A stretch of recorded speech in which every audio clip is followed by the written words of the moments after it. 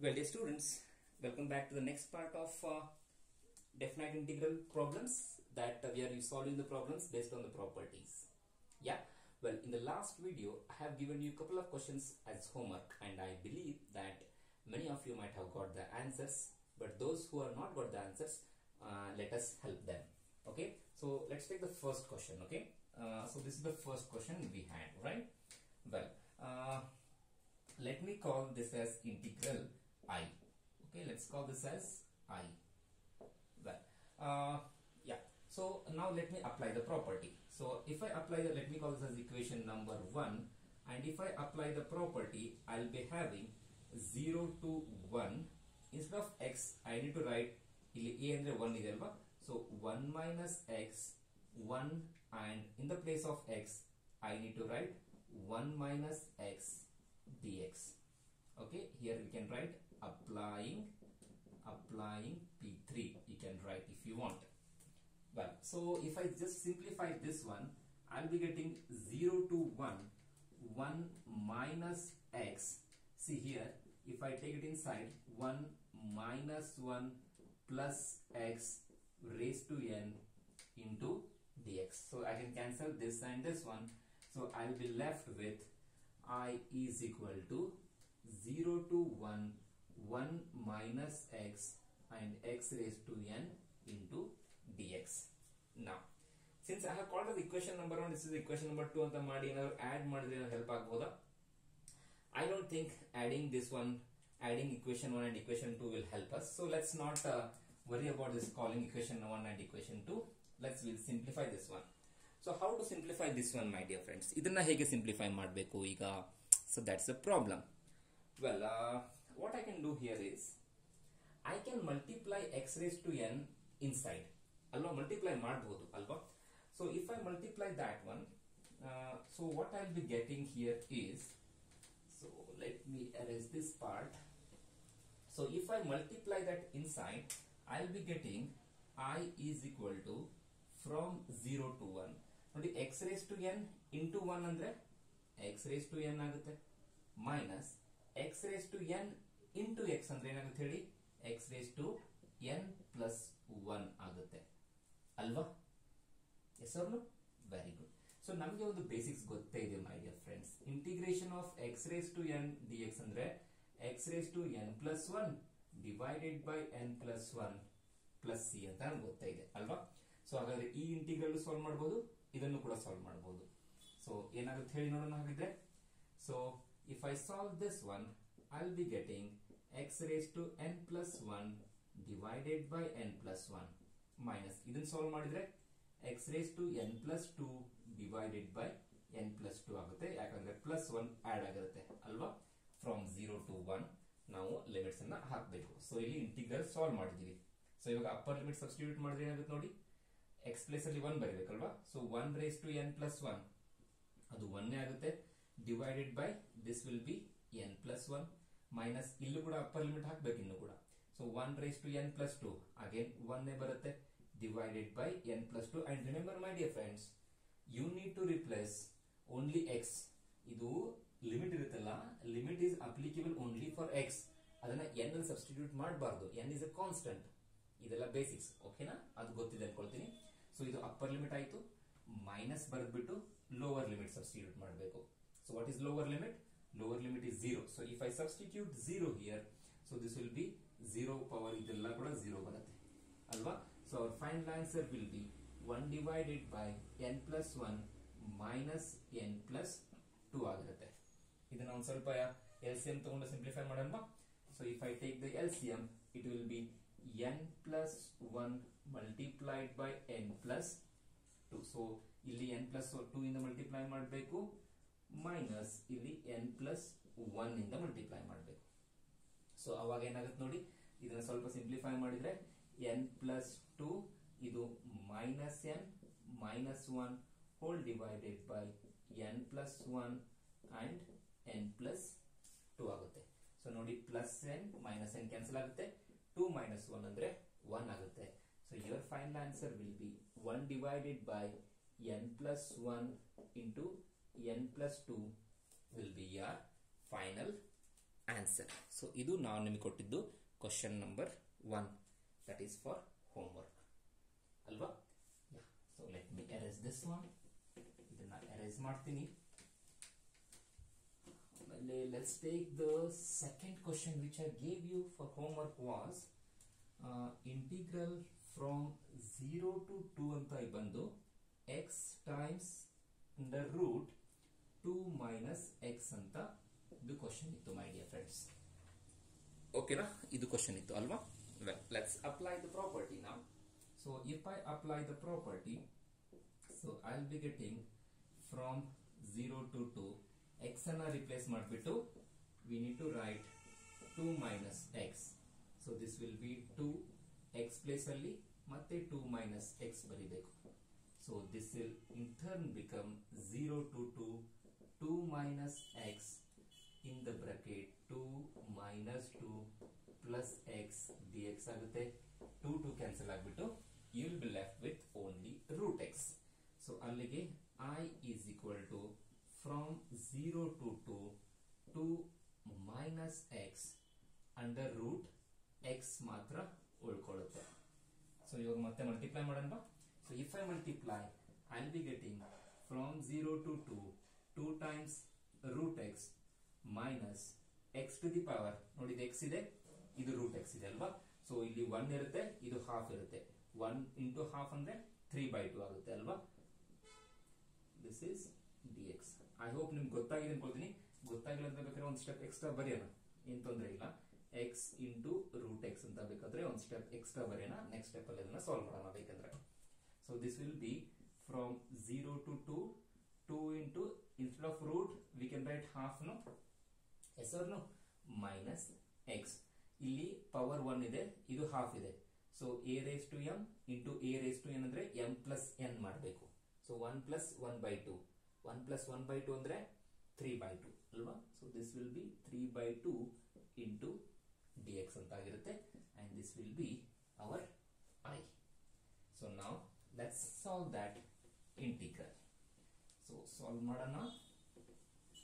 Solve ಮಾಡಬೇಕು ಅಂದ್ರೆ so I is equal to, ನೋಡಿ ಹೇಗೆ ಸಾಲ್ವ್ ಮಾಡ್ತೀನಿ. 2 ಅನ್ನ ಹಾಗೆ ಬರಿತೀನಿ. x raised to n ಅಂದ್ರೆ ಏನ್ ಹೇಳಿ, n plus 1 ಅಲ್ವಾ. So half plus 1 divided by half plus 1 minus x raised to 3/2 plus 1 divided by 3/2 plus 1 and limits are from 0 to 2 ಅಂತಿದೆ. ಓಕೆನಾ, very good. So let me erase this thing and so this will be I is equal to 2 times x raised to 2 ones are 2 2 plus 1 3/2. ಇದು ಕೂಡ ಏನಾಗುತ್ತೆ, ಕೆಳಗಡೆ 3/2 ಆಗುತ್ತೆ ಅಲ್ವಾ. ಅದನ್ನ reverse ಆಗಿ ಬರೆದ್ರೆ ಏನಾಗುತ್ತೆ ಹೇಳಿ, very good, that will be 2/3 ಅಂತ ಆಗುತ್ತೆ. Minus x raised to 2 ones are 2, this is 5/2. ಇಲ್ಲಿ 2/5 ಆಗುತ್ತೆ. ಲಿಮಿಟ್ಸ್ ಬಂದ್ಬಿಟ್ಟು 0 ಇಂದ 2 ವರೆಗೂ. ಇದನ್ನ 2 into 2 4 ಬರ್ದ್ಬಿಡ್ಲಾ ಇಲ್ಲೇ. I will just write here this as 4 ಅಂತ ಬರ್ದ್ಬಿಡ್ತೇನೆ. ಸೊ ಇವಾಗ ಅಪ್ಪರ್ ಲಿಮಿಟ್ ಸಬ್ಸ್ಟಿಟ್ಯೂಟ್ ಮಾಡೋಣವಾ. ಸೊ ಅಪ್ಪರ್ ಲಿಮಿಟ್ ಅನ್ನು ಸಬ್ಸ್ಟಿಟ್ಯೂಟ್ ಮಾಡಿದ್ರೆ 4/3 x ಪ್ಲೇಸ್ ಅಲ್ಲಿ 2 ಬರಬೇಕಲ್ವಾ. So 2 raised to 3/2 minus 2/5. So x place ಅಲ್ಲಿ ಏನ್ ಬರಬೇಕು ಹೇಳಿ, 2 ಬರಬೇಕು ಅಲ್ವಾ. So 2 raised to 5/2. ಇದು ಅಪ್ಪರ್ ಲಿಮಿಟ್ ಆಯಿತು. Minus whole thing lower limit. Lower limit tension ತಗೊಳ್ಳೋಂತ ಅವಶ್ಯಕತೆ ಇಲ್ಲ. ಯಾಕೆ ಹೇಳಿ, ಇಲ್ಲಿ 0 ಬರೆದ್ರೆ ಇದು 0 ಆಗುತ್ತೆ. This will also become 0. So lower limit will be 0. So let's not worry about it. Okay, so ಇದನ್ನ ಈಗ ಸ್ವಲ್ಪ ಸಿಂಪ್ಲಿಫೈ ಮಾಡಬೇಕು. ಹೇಗೆ ಸಿಂಪ್ಲಿಫೈ ಮಾಡೋದು ನೋಡಿ. So I is equal to 2 raised to 3/2. So 2 raised to 3/2 ಅಂದ್ರೆ ಮೊದಲಿಗೆ 4/3 ಆಸ್ ಇಟ್ ಈಸ್ ಇರಲಿ. 2 raised to 3/2 ಅಂದ್ರೆ ಏನು ಹೇಳಿ ನೋಡೋಣ. So that will be something like this. ಏನು, ರೂಟ್ ಆಫ್ 2 ಕ್ಯೂಬ್ ಅಂದಂಗೆ ಅದು ಅಲ್ವಾ. ಯಾಕಂದ್ರೆ ರೂಟ್ ಅಂದ್ರೆ 1/2, ಇದು 3 ಇದೆ.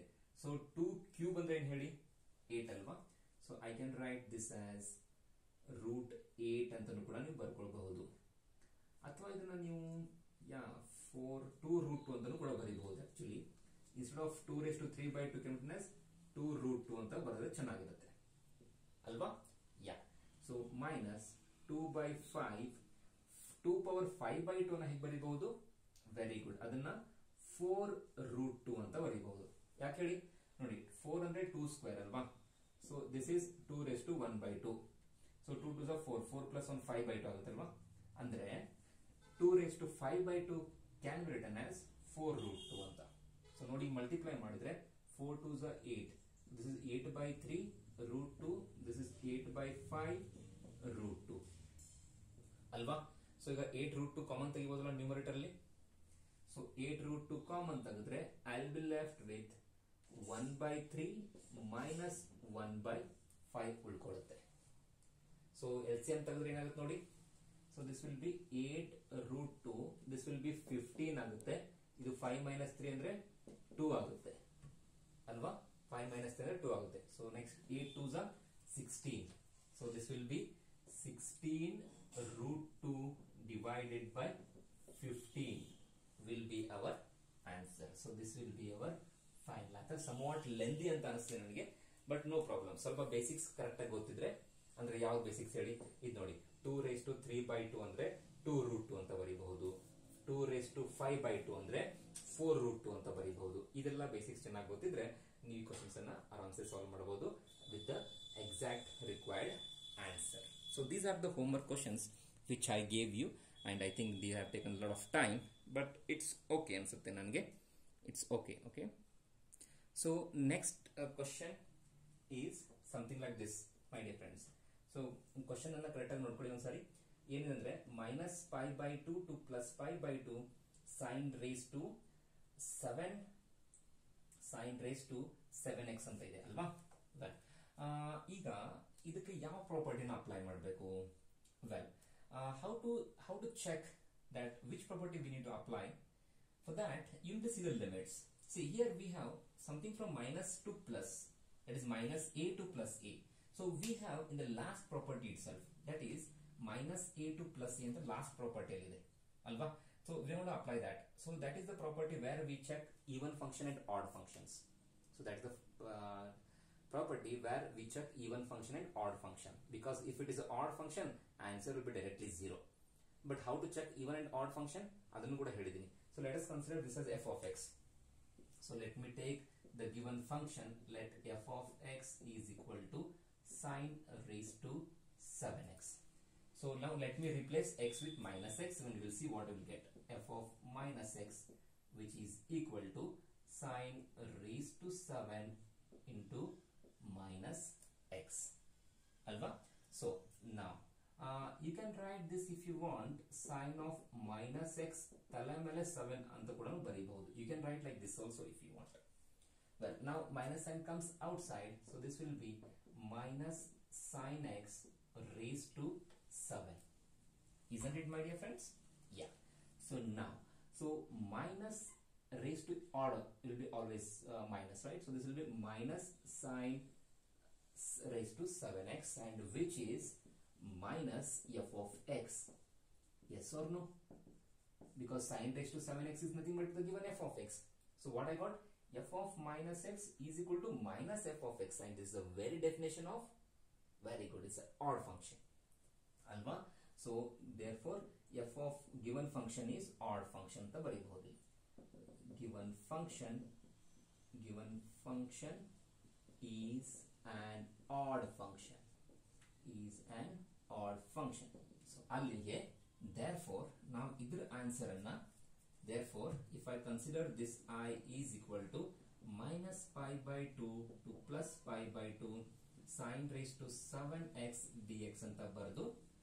So applying ಇಲ್ಲಿ ನಾವು applying p7 ಅಂತ ಅಂದ್ಬಿಟ್ಟು I is equal to 0 ಅಂತ ಬರೆಯೋಣ. ಕಾರಣ ಇದು ಆಡ್ ಫಂಕ್ಷನ್ ಇದೆ. ಸೊ ಆಡ್ ಫಂಕ್ಷನ್ ಇದ್ರೆ ಆನ್ಸರ್ 0 ಬರಬೇಕು ಅಂತ ಹೇಳುತ್ತೆ. ಸೊ ನೀವು ಏನಂದ್ರೆ ಇಂಪಾರ್ಟೆಂಟ್ ಅಂದ್ರೆ, while solving this question in the exam, board exam, you need to write this whole thing, that you need to prove that the given function is an odd function ಅಂತ prove ಮಾಡಬೇಕಾಗುತ್ತೆ. ಅದನ್ನ prove ಮಾಡಲಿಲ್ಲ ಅಂದ್ರೆ you cannot directly write the answer. But wherein in the competitive exams, there you don't need to prove it is an odd function. Okay, you can directly choose the options, option A, B, C, D ಅಂತ ಇಲ್ಲಿ 0 ಅಂತ option ಯಾವುದಿರುತ್ತಲ್ಲ ಅದನ್ನು direct ಆಗಿ ನೀವು tick ಮಾಡಬಹುದು. That is in competitive exam. So please pass the video and note it. Well, dear students, these are the two questions which are again based on the same property, that is P7 ಮೇಲೆ ಇದು based ಇದೆ. ಯಾಕಂದ್ರೆ ನೋಡಿ -1 ಇಂದ +1, ಇಲ್ಲೂ ಕೂಡ -5/4 ಇಂದ +5/4 ಇದೆ. ಸೊ ನಿಮ್ ಕೆಲಸ ಏನ್ ಹೇಳಿ you need to check whether the given function is an even function or an odd function. ಅದನ್ನ ಚೆಕ್ ಮಾಡೋದಷ್ಟೇ ನಿಮ್ ಕೆಲಸ. ಸೊ ಅದನ್ನ ಹೇಗೆ ಚೆಕ್ ಮಾಡೋದು ಅಂತ ಗೊತ್ತಲ್ವಾ? So take this as f of x ಅಂತ ತಗೊಳ್ಳಿ, replace x with -x, check what you will get. For this one also, for same this one also. You need to solve these two, my dear friends. So if you solve, I think, well, let's not tell you the answer now because you need to solve that actually. Answer ನಾನು ಹೇಳುವುದಿಲ್ಲ. So ಇದನ್ನ try ಮಾಡಿ. If you are not able to get the answer, definitely I'll solve this one in the coming video. But trust me, my dear friends, if at all you want to do well in mathematics, you have to try the questions by yourself. So whenever I write the question on the board, you have to pause the video by yourself. You should not wait for me to tell that pause the video and try to solve. No, you have to try to solve by yourself. If you are not getting, then only you can start the video and see where like you are missing the steps or something like that. That is the best way to learn mathematics. Okay, yeah, well, with that conclusion, let me finish this video. Please try to solve this one and we'll see the answer in the next video. Till then, take care and bye bye.